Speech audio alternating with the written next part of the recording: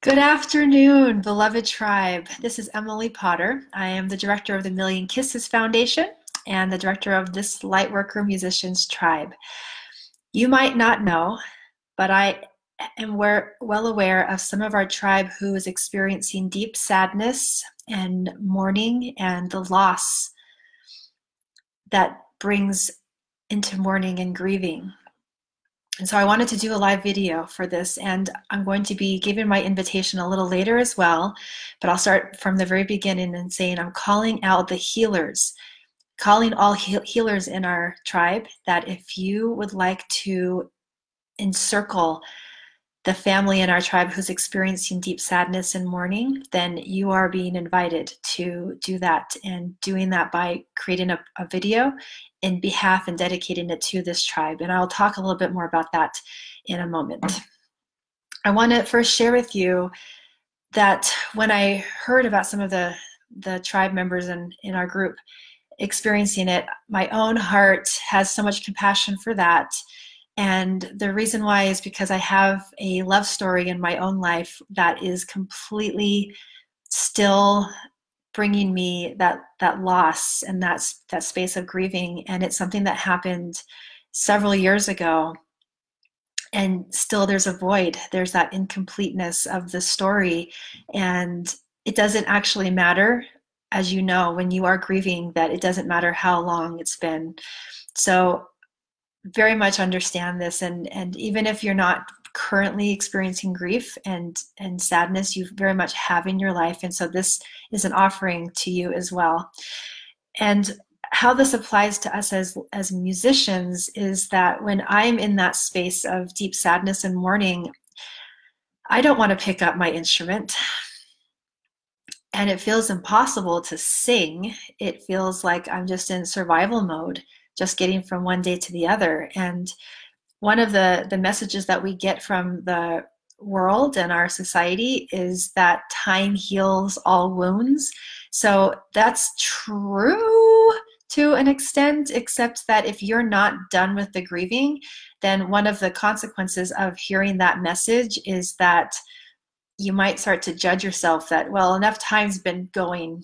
It's been enough time now, so I should probably move on. I have to get over it and move on. So there's that self-judgment and self-criticism that can pile on to someone who's grieving, and it makes you feel like you can't really talk to anyone about it because it's been the appropriate amount of time for you to grieve and to mourn, and that doesn't serve your grieving process. So you can feel really stuck in that, and you definitely don't want to pick up your instrument or be creative. It's really, really just death-defying to just sometimes just get through the day. So if you are experiencing any of that, I want to share an offering of a few bits of my heart. The first is that if you are somewhere near water, I want you to go get a glass of water. And I'm pretty serious about this one, and I'll share in a minute why. So I will even wait 5 seconds for you to go get some water and come back again. And the rest of us can just breathe. Perhaps you have water near you right now.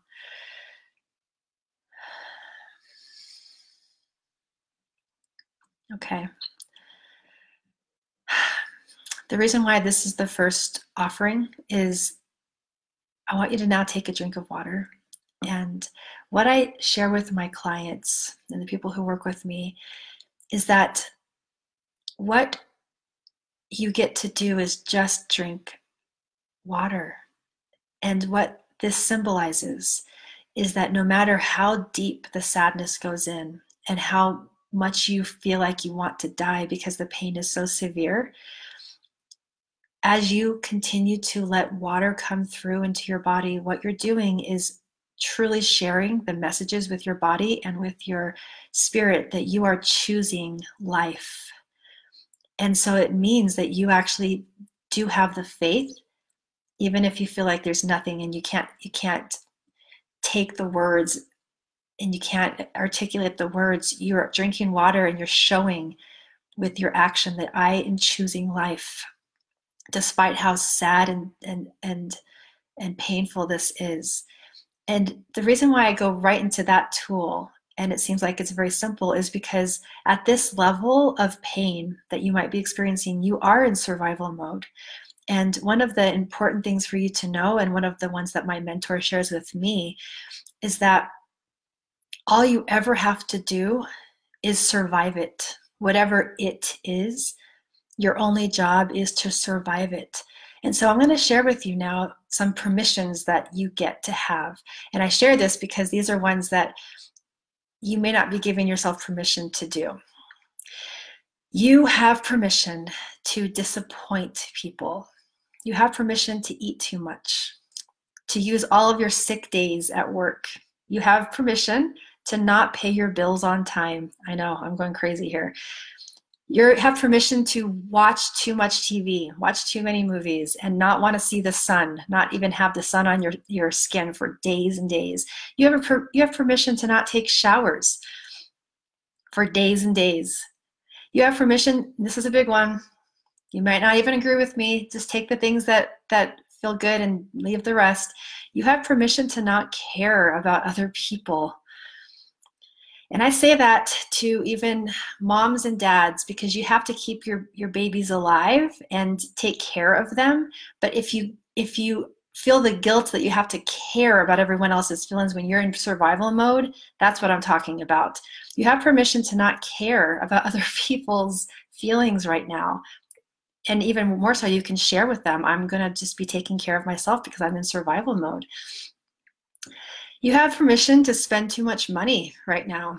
You have permission to miss the beauties of life. And I say that because people, when you're in grieving and sadness, they try to make it better because they don't know how to handle the depths of where you're going. And so they try to make it better, and they bring all these beautiful things in, and they say beautiful things. So, you know, you might be on a walk with a friend and they're like, oh, look at all the beautiful flowers. You have permission to not care about the stupid flowers. Oh, look at the cute little puppies. You don't care. You have permission to not care about the puppies and all the beautiful things that make life worth living. You have permission to not care. And this one's an important one for me because I know the power of our words and the vibration of our words, so I'm really careful about that. But right now, you have permission to say things that you just don't mean and that you might even regret later. You have permission to say them and to write them. And all of this is in the spirit of, I know the depth of the sadness that I've experienced, and all of these things feel stressful to just care about.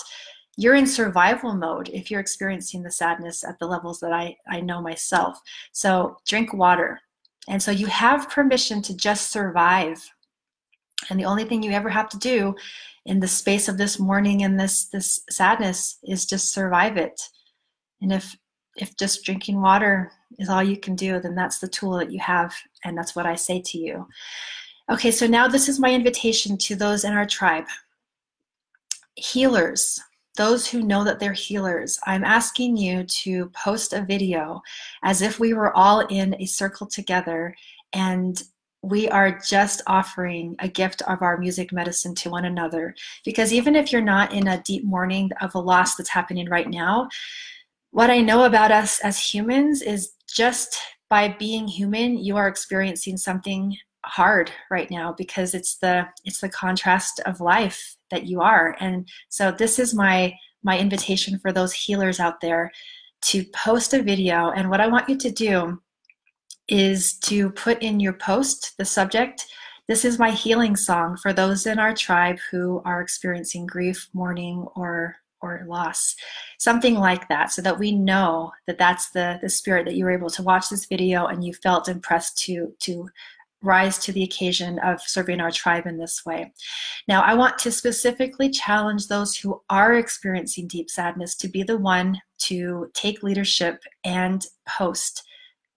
So if you're in a position where you are experiencing the mourning or the loss, one of the best things that you can do is to tap into the loss and to give of your heart from that space. And I'm saying this, it's a challenge, but if you know that this is the circle that we're creating in a safe place, then you get to be so raw in sharing your grief with us.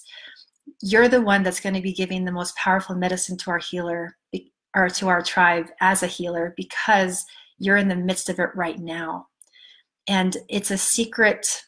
I have a secret ulterior motive that what I know about that is that actually alleviates some of the grief that you're feeling, is when you're able to be of service and expand your experience outside of yourself.